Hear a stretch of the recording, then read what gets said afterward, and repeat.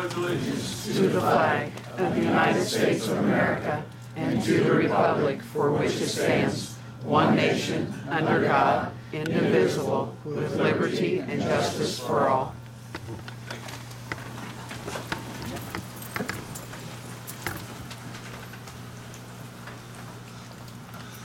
Okay. Today is Monday, March the 4th. Time is 7 p.m. and the regular meeting of the Greensburg City Council is called to order. At this time, please silence electronic devices. To comply with Title VI of the Civil Rights Act of 1964, the city requests that participants in this meeting complete a voluntary anonymous survey that is available on the table in the back of the room. Back here by Chief Garrett. Okay. Roll call, please. Ryan McKenzie. Here. Kevin Fleetwood. Here. Darren Covington. Here. Jamie Cain. Here. And Darrell. Here. Okay. Approval of minutes from February the 4th. Did everybody receive them, the packets? Was there any corrections you saw? Okay. Second. All in favor say aye. Aye. Opposed? Okay. Approve of minutes for February 25th, 2019. Make motion to approve. Okay. Need a second? Second. Okay. All in favor say aye. Aye. Approved. Okay. Old business. Jamie, before you start, I would like to take care of the edit fund portion, if that's okay. Catch a Ride was asking for 5,000. EDC was asking 60,000. Learning Center was 15. Main Street, Greensburg was 30. And Indiana Small Business Development Center, I put in that group there too, with the 5,000. So it's 115,000, I believe, total.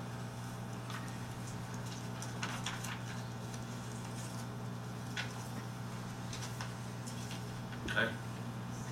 So, Okay. we're just going down the list, and the first one is Greensburg Community Schools.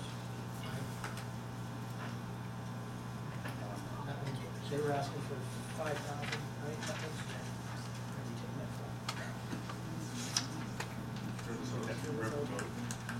Yeah, it's all coming out of River. Unless there's any discussion, I'll make the motion that we approve the $5,000. Second. Okay. All in favor? Aye. Okay. Then we have Champions of Youth, requesting 10,000.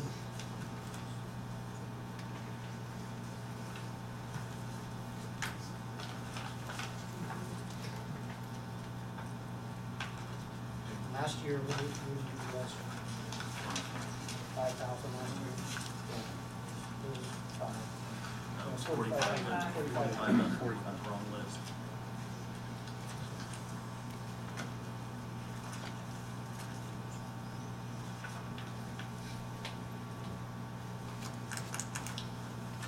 Discussion. I just make a comment that I do like the idea that they have broken away from the Big Brothers Big Sisters organization, as that was taking a lot of their funds. I think they made a right move in that direction. I certainly wouldn't want to cut anything from what we gave last year.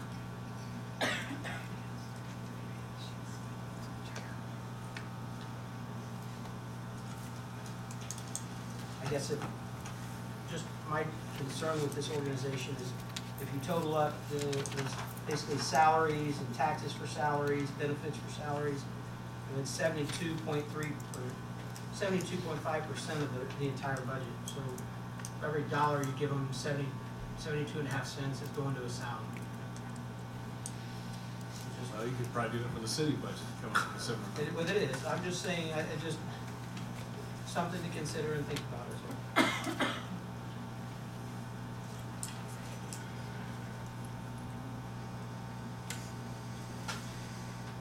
I don't have a strong feeling either way.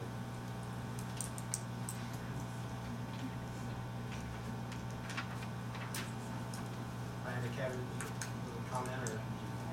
I definitely don't want to cut them. I think we gave last year. I would even entertain giving 5,000 instead of 20,000. Is that a motion? That is a motion. Need a second? Second motion. All those in favor? Aye. Aye. All those opposed? Aye. Motion carried. New directions, asking for 8,000, sorry, 25,000. Last year we gave, last year we gave 20,000. You gave 13.5. So I was 2 years off, sorry, wrong page. Thank you. 13.5. I was looking at my 16.5.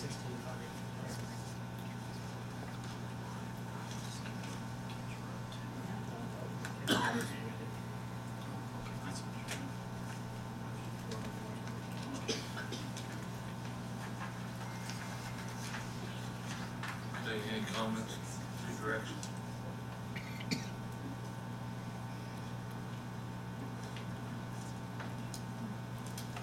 I sound like a broken record every year, say the same thing about them, but, you know, I continue to think that they probably have the closest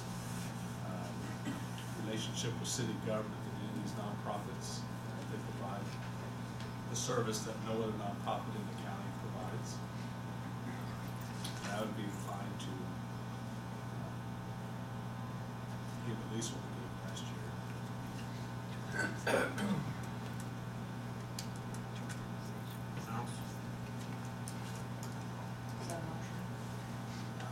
So Motion for 13.5, is there a second? Second.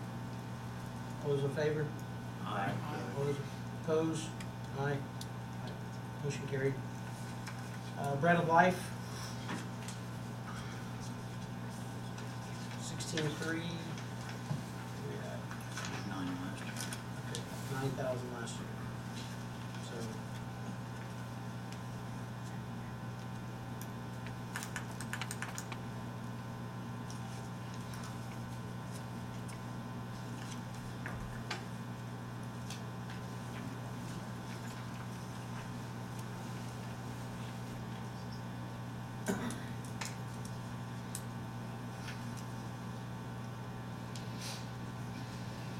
Any discussion?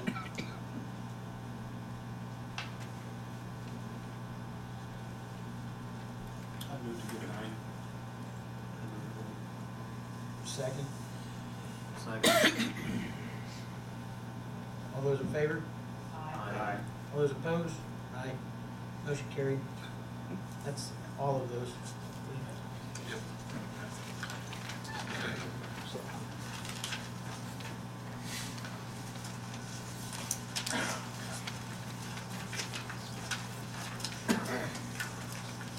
Okay. Okay. Fund report's done. Next is the second and final reading on ordinance 2019-6, the airport. I have 4 people scheduled to speak. Mr. Hocker, I'll allow you up first. Thank you, Mayor. I'm here for one reason and one reason only, to apologize. I've spoken to Darrell and Jamie, Kevin, and Darren, and I felt like that I needed to publicly apologize for the manner in which my words were spoken at the last meeting and were taken the wrong way. It's not what I intended. And I appreciate the opportunity that you afforded me to apologize to you personally and also to the council. What I was attempting to do was to offer some skills and abilities that I had to share with the public. unfortunately, it did not come across that way. And in talking with Darrell and Jamie, Kevin and Darren, I think that we have an understanding of what I was trying to say, attempted to say, and failed to get across. So with that, I appreciate the opportunity you've given me, and I thank you very kindly for that. Thank you again. Mr. Hocker, before you proceeded, thank you for calling me. Thank you for inviting me to coffee. I want to apologize to you for misunderstanding what you said after, and I want to publicly say, after we talked, you explained what you really meant. It made a lot of sense. And thank you for reaching out to us, and good. Thank you. I appreciate that. I appreciate that. Thanks very kindly. Thank you. Okay, next I have is Chamber.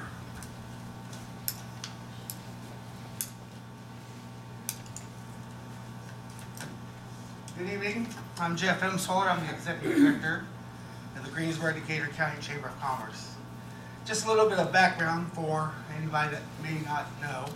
The Chamber is a membership-based organization that has been in existence in Greensburg and Decatur County since 1906. The Chamber's mission is to build a positive business environment by providing strategic leadership, providing advocacy, and resources for our members.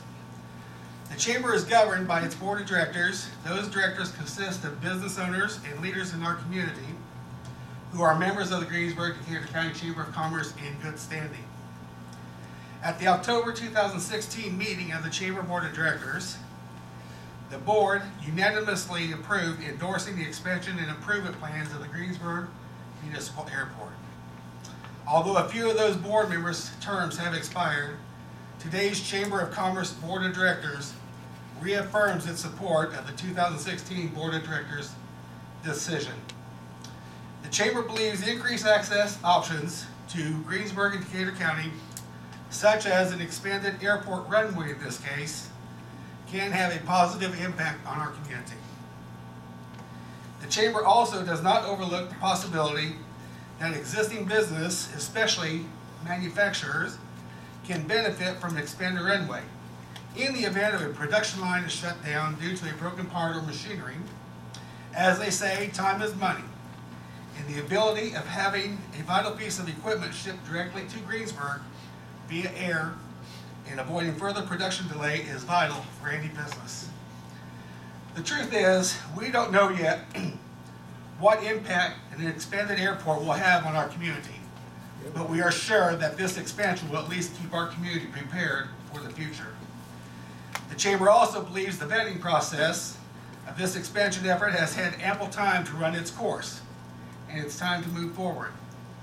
Because of the potential impact on the community of Greensburg and Decatur County, the Chamber of Commerce fully supports the immediate expansion and improvements of the Greensburg Municipal Airport. On behalf of the Greensburg Decatur County Chamber of Commerce, I thank you for your consideration of this important community decision.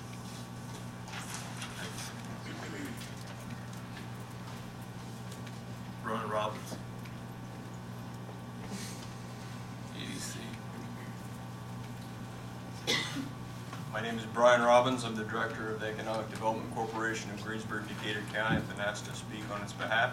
The EDC of Greensburg, Decatur County has long supported the airport expansion project, spanning 3 directors and over 35 board members.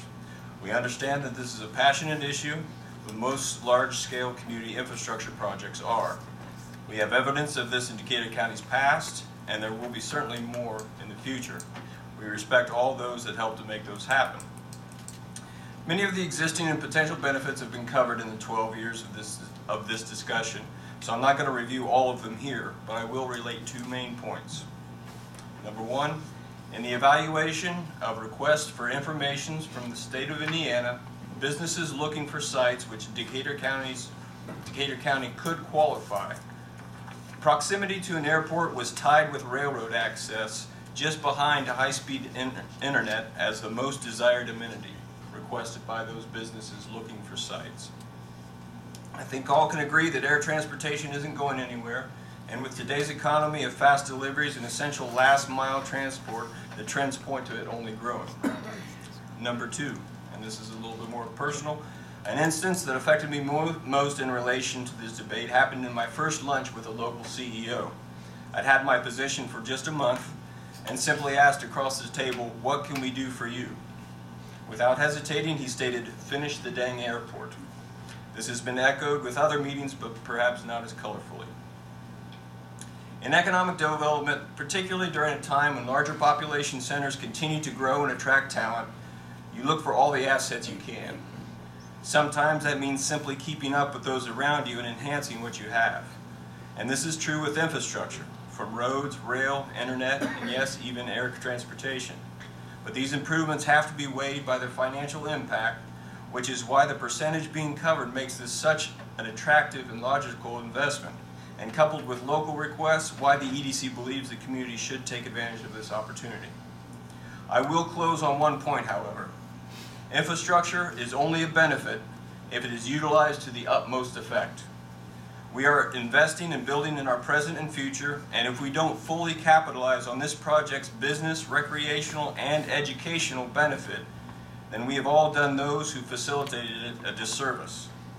On behalf of the EDC and the Chamber of Commerce, I can pledge that we will make every effort to take full advantage of this infrastructure and can assume that we will have the city, county, and aviation board's cooperation to this end.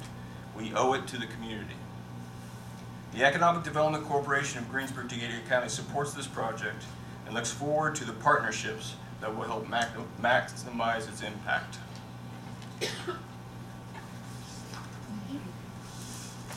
Thanks. John? Umbaugh. Thank you, Mayor. John Julian, a partner with Umbaugh. It's good to see you again this evening. The ordinance that's under consideration is the final step for the financing plan for the proposed project. As we discussed previously, this is kind of a unique project in where the expectation is that the substantial portion of the cost of the project is going to be funded from federal and state grants, leaving about 5% of the total cost of the local responsibility. This ordinance puts in place your ability to take care of that funding plan substantially by setting up a revenue bond that's going to operate much like a line of credit would be. That flexibility allows you to only draw on that bond to the extent the dollars are needed to pay costs as they're incurred, and then repay that line of credit as grant funds become available. The pledge of that is strictly the net operating revenues from the airport and the grant dollars, as well as a $500,000 edit contribution from the city. We've taken a look at the historical financial operations of the airport and feel that through the construction phase, your cash flows are going to be strong enough to take care of the interest expense on the line of credit, or on the revenue bond. It's functioning as a line of credit, and a small amount of principal. This financing also is rolling in the existing loan that the airport department has with Jackson County Bank, about $270,000. It's going to be about that amount of principal remaining at the end of the construction period. So that will have to be handled through either cash balances or what we hope is our estimates of cash flow are pretty conservative. We want to make sure that we're not overstating the strength of the operations of the airport. If the airport operations are stronger than our expectations, a good portion of that tail loan of $300,000 would be retired as well. We're worst case scenario, we would extend repayment of the loan with the bank, or the bond with the bank, beyond the construction period that we're projecting. Since your cash position at the airport currently is kicking off $40,000 to $50,000 of possible revenues, we'll be able to retire that principal balance that's outstanding within a few years after construction is complete. The last thing I wanted to point out, as I pointed out previously in this discussion, a good portion of this is driven based upon grants. The cash flow from grants, those grants will come in over time, just like you experienced historically when you first bought the airport. The expectation is that grants would come in and you retire a good portion of that loan, and that has happened. We expect that to happen again, although those grants aren't in hand. They'll happen over the next couple of years. Worst case scenario would be that for whatever reason the grants didn't materialize. The other security for the loan is the value of the land that you're purchasing, which would be more than sufficient to pay off the loan if the grants didn't materialize. So there are a lot of benefits to this funding plan, in that, as I mentioned, this, government funded by federal grants is kind of a dying opportunity. One of the few programs that have meaningful grant dollars are the FAA grant dollars. So when you have an opportunity to expect to get 95% of your project paid for from grant dollars, there aren't too many projects out there that fall into that category.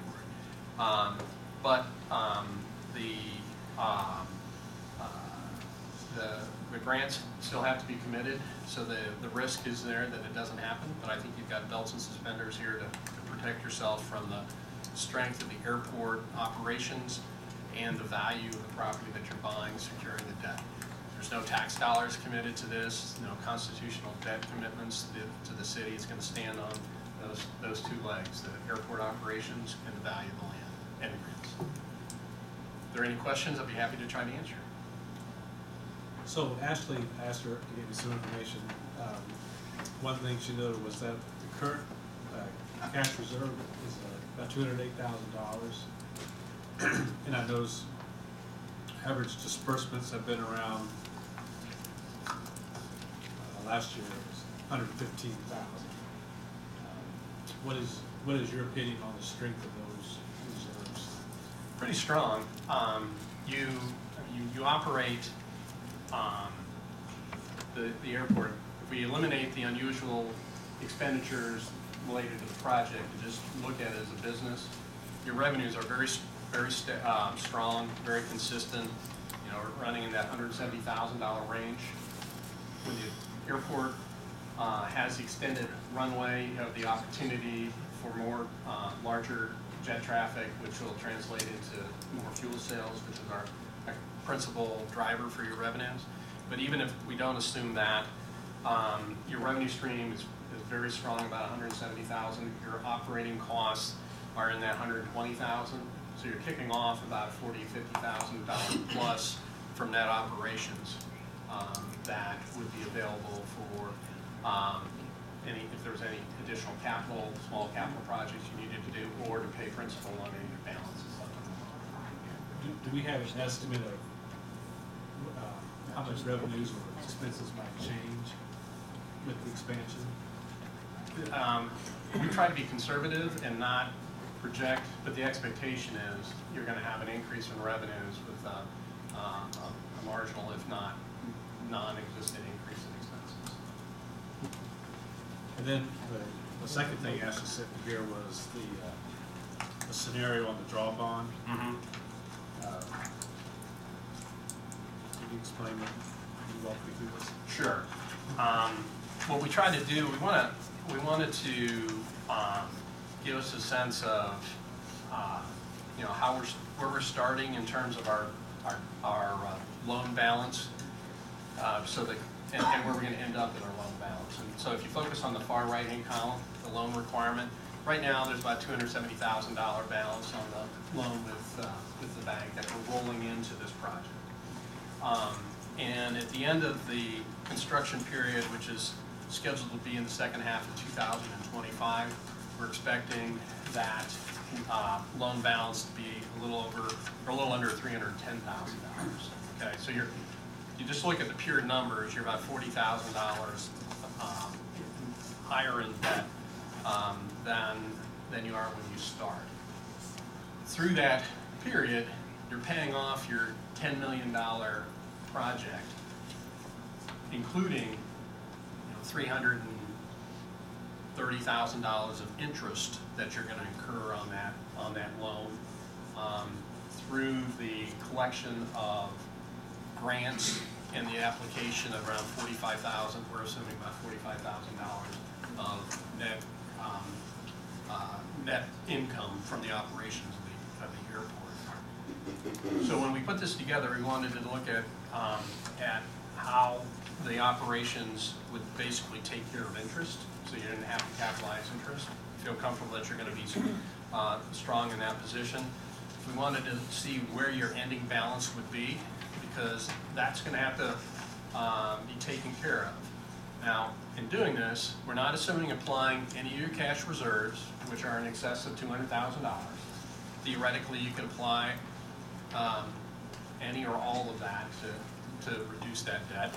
But we really wanted to assume is that where you end up is reasonable in terms of being able to handle that from the net operations of the airport, so that you're not going into this assuming you have to commit any other city funds to complete the project. And that's where I think we show here that you've got the strength to do that. And then you have a footnote that at the end of the construction period, any remaining balance will be offset from cash balances. That's the operating revenue that we're talking about.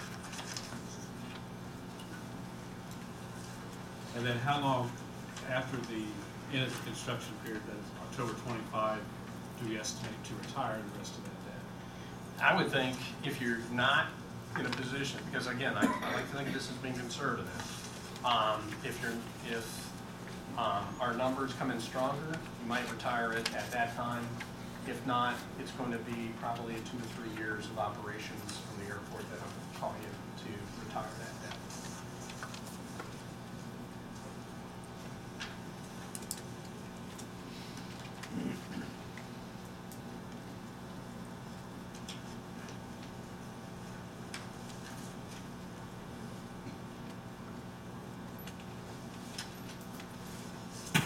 Thank you very much. Any other questions? I have a question for you, Dan, Okay. or Mr. Mayor. On the, so we're taking the $500,000 out of edit, Right, which is about a year's worth of debt revenue. right. And I was looking at the balance, like the riverboat fund. That's the only thing we use that for is non-profit fund. Right. What if we split it? What if we took $250 for riverboat, $250 for edit, that we were not using all of our edit money? That's fine, but I've been, saving, if you noticed, there was $1 million in there from that, Right. for the fact that I never touched that, left it sit for that fact, but I have no problem with that, doing that, which would be a good thing too, so. It's The it's good riverboat fund, idea. except for nonprofits, just Sits there. Sits there. And grows a little bit. just an idea. Yeah. What is the balance in the river boat? 500,000. 930,000. Something like that. What's the income on that? What are we bringing in here? Is that- And riverboat, Yeah. about 68,000. Yeah, that's, another possibility.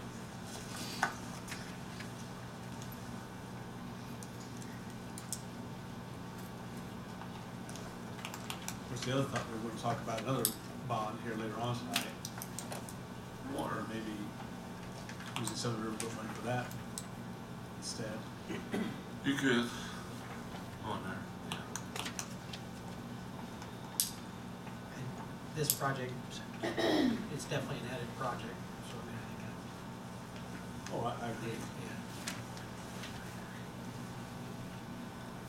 So, I mean, just to make a comment, I did receive a call today from a representative from Farm Bureau, kind of requested that maybe we table our decision on this because they've not yet come to a decision on how Farm Bureau feels about it. I did explain that we already had a public hearing about it last month. There were multiple public hearings during the environmental assessment. So it's my opinion that we move forward.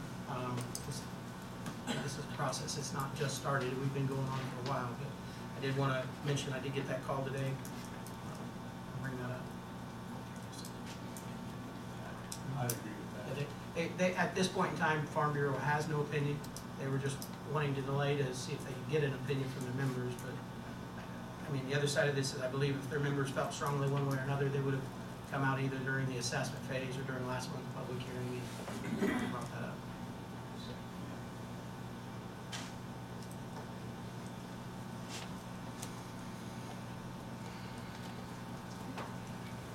Okay.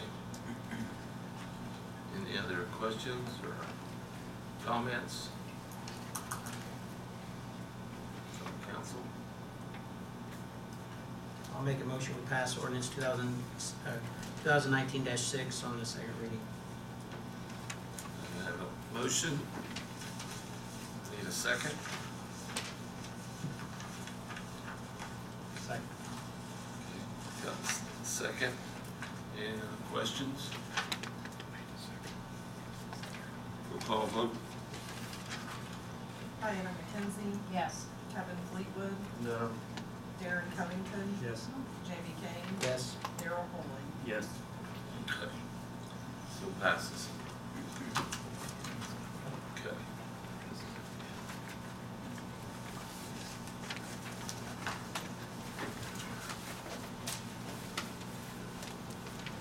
Okay, the next on the agenda, Ron.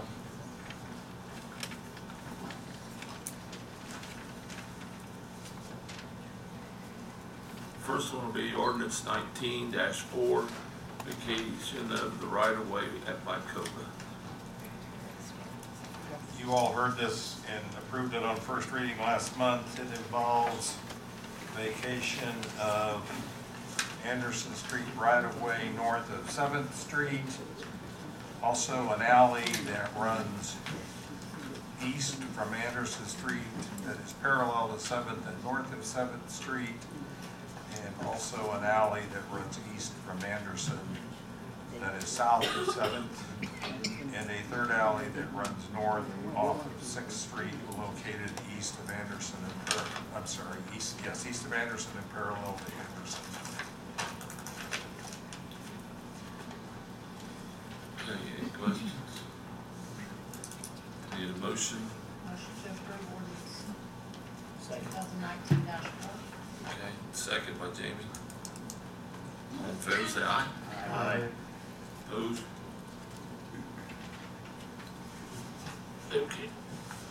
Now we're doing the second and final reading on ordinance 2019-5, vacation of the right-of-way by water, the water plant. This proposed vacation you heard and approved on first reading last month.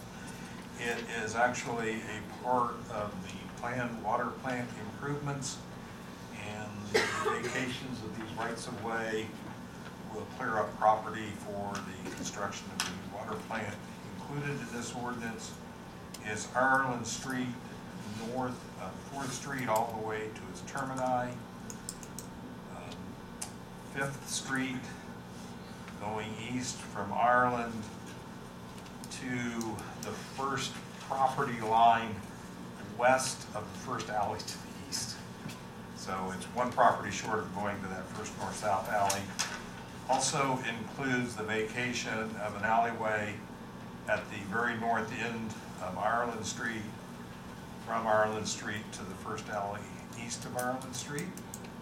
And also the alley going east from Ireland Street to the first alley east of Ireland Street, and that alley is located between 4th Street and 5th Street.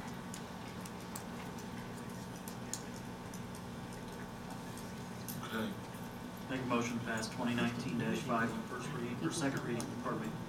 Okay, second? Any other questions, guys?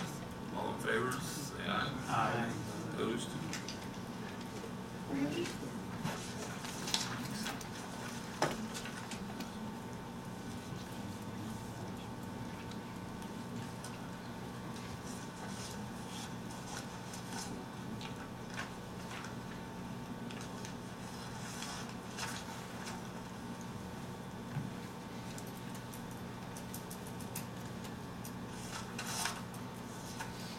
Okay. Now I have Ashlee. Second reading. Ordinance 2019-7. So I'm requesting second and final reading of ordinance 2019-7, the Leona Hahn fund, and this is the ordinance that needed to be established for fire monies that are donated. I'll make a motion that we pass 2019-7 on the second reading. Second. Second. Okay. Any questions, guys? All in favor, say aye. Aye. Okay. So passes. Okay, new business. John, it's back to you. The water plant. Thank you, Mayor. What we're doing. Good evening again. The reason I'm here this evening is to talk about the upcoming water project and the financing plan for that project. The action that we're looking for this evening is an introduction of two documents, or starting the conversation on two documents. One is the introduction of the bond ordinance that will ultimately be adopted to authorize the selling of bonds to the state revolving loan program. And the second document is the approval of what's known as a deposit agreement, which deals with TIF revenues coming from the Honda TIF area. So let me take the bond ordinance first. The reason we're here this evening to talk about a funding plan for a project that hasn't been bid yet is that this is a sizable project, and anything we can do to reduce costs we want to look hard at. And one of the big things that will help reduce costs is being able to participate in the state revolving loan program. We'll get the benefit of the low interest rates that that program offers. To do that, we need to be in a position to close on the sale of our bonds to the SRF in early May. And since there's a process of getting the bond ordinance approved, we're starting it this evening with the intent that the ordinance would be adopted in April, and that'll put you in this position to close the sale of the bonds in May. So the ordinance that would allow you to do that is, I'm going to call it kind of a boilerplate ordinance, but it is an ordinance that's like 46 pages long, and attached to that is an attachment known as a financial assistance agreement, which is a document that relates specifically to the SRF program, which is probably another 30 pages long. So if you're inclined to or if you have difficulty sleeping at night, you have plenty to look at there. But what it does is it authorizes you to sell these bonds. It sets a maximum amount to be sold, and because we don't have the bids in hand yet, it sets a maximum 10% higher than what the engineer estimates. So it authorizes our just over $24.8 million in project costs. You've got about just less than $2 million in costs that you've either paid or have cash available to apply to it. So it authorizes a maximum borrowing amount about $22.8 million of maximum borrowing. So when bids come in April, we'll size up the bond issue based on what the bids actually come in. So this bond ordinance authorizes the max amount you can borrow. The maximum repayment term, we're going to pay this back in approximately 20 years, 21 years. So it sets the final payment date. You're going to make those payments on a semi-annual basis, sets the maximum interest rate. The maximum interest rate, I think, is at 5.5%. We're assuming that the interest rate through the SRF program will be in that 3.5–4% range. That'll be locked in when the state the SRF program sells its bonds that they use to buy this, but we anticipate it being in that range. And it talks about the security for paying the bonds back are the revenues of the water utility, but it pulls in the use of TIF dollars, which is that second document I mentioned that we're going to talk about in a minute. So that's the highlights of the 46-page document and the 30-page financial assistance agreement with the SRF. The hope is that this would be introduced in first reading this evening. Between now and the adoption of the ordinance, we're not going to actually have the bids in, so we're going to use the estimates and then size adjust it when the project is bid.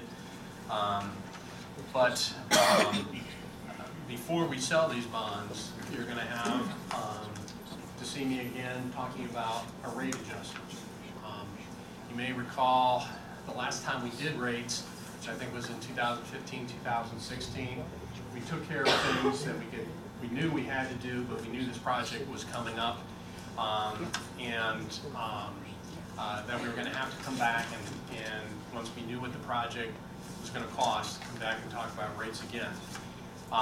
So I'll be back in April to talk to you more officially about what that rate increase would be. I can tell you that we're going to propose that it be implemented in 3 steps like we did the last time, so we don't have to bite off the full increase in one step. How much that increase is going to be obviously is going to be driven based upon what the bids come in on the project, but also is going to be influenced by the use of TIF.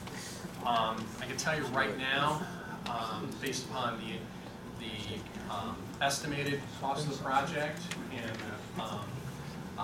other estimates associated with that, we'd be looking at a 42% adjustment to rates. We want obviously to minimize that as much as we can. We have the ability, the possibility to use TIF to buy down the rate increase. The expectation is to use $500,000 annually to reduce the amount of the impact of this project. With that amount of cash applied, TIF cash applied, the increase would be in more in the 26% range. And so that TIF is a important component of this. Now, whenever we talk about TIF, there's a lot of moving pieces and parts. So I'm going to try to give you some details here to clarify what this means for this particular project. You may or may not know that there's the city TIF area, oftentimes referred to as the Walmart TIF or State Road 3 area. That's your allocation area, and you have TIF revenues being produced from that property, doing particular projects for that property. But that is apart and separate from this. This won't have any bearing on that. This TIF money that we're talking about relates to the Honda area specifically and exclusively. That area was set up technically by the county and annexed by the city. When the city annexed that, and it was all done at the same time, but basically it was a allocated TIF area set up by the county, annexed by the city. That creates a revenue stream that kicks off TIF revenues for both the county and the city. The city has been using its TIF revenues from that area to pay off the bonds that you sold in 2007 for the improvements that were needed then. Those bonds, that TIF area has grown and is generating more revenues than were counted on back in 2007. Those bonds that were sold in 2007 had a maximum repayment period out to 2028. Because the repayment of the TIF stream is coming in stronger, we anticipate that you're going to pay off those 2007 bonds in 2022. When those bonds from 2007 are paid off in 2022, there will be a revenue stream of $1.5 million that is not obligated towards any other debt. You'll have it available to pay for any projects that you intend to use that benefit that area. It's that revenue stream we're contemplating on using $500,000 to buy down the rate. That'll be available to you in 2022, but here we are in 2019. We got to get from where we are to 2022 to keep the rates lower. We need another revenue stream. So that's been where the county comes in. The county has been approached and has given an indication that they're going to take $500,000 of their portion of the TIF revenue stream for the next 3 years to apply towards this project to get us through that bridge period where we are today to 2022. For that to happen, there has to be an amendment to the deposit agreement. So I'm back to that second document I mentioned this evening. The first one is the bond ordinance. The second one is the deposit agreement. That will formalize the commitment of the county taking that $500,000 a year for 3 years to keep the rates low till your funds become available to replace their dollars in 2022.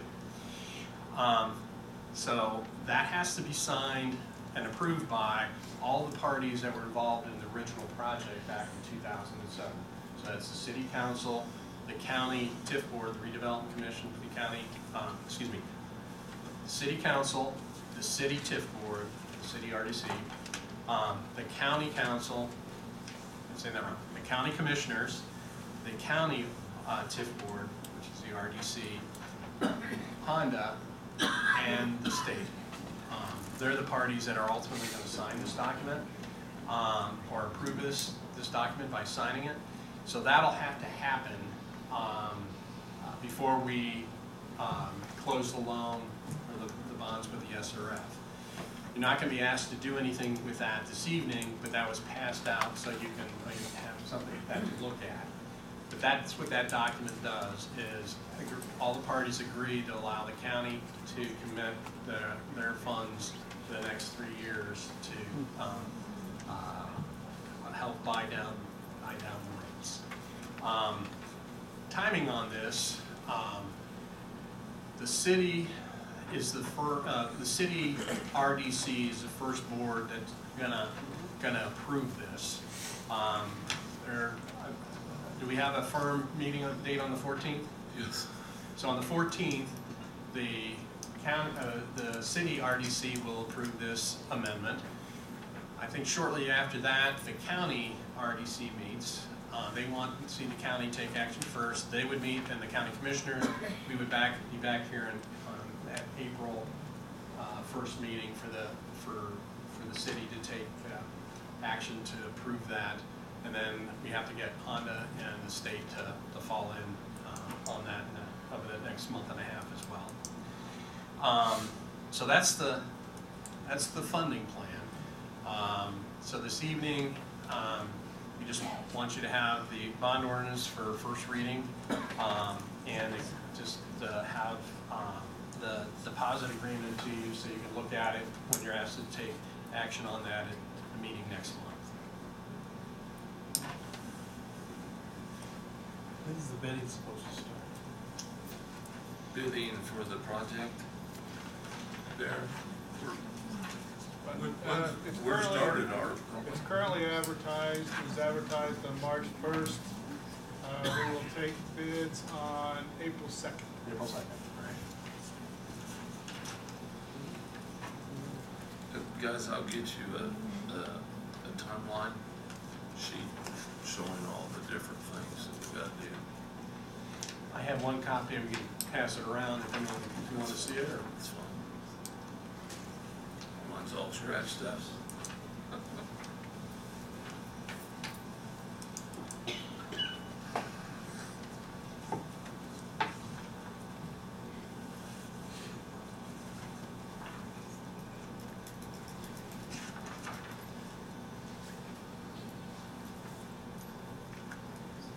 I think the tip board meets the 21st, not the 15th. No, we're gonna have a special meeting for them to meet. You never mentioned that. No, I did, actually. I was told today that there was a special meeting held in Spain on the 14th, but I was told after that's decided, so I'm not. That was, I thought, we talked to Yeah, I Dave. mean, we didn't set a special meeting, James, I'm just, Well, David had said, called it, we need to have it done. So I mean, you mentioned early May, but we've got 2 more meetings prior to that, right?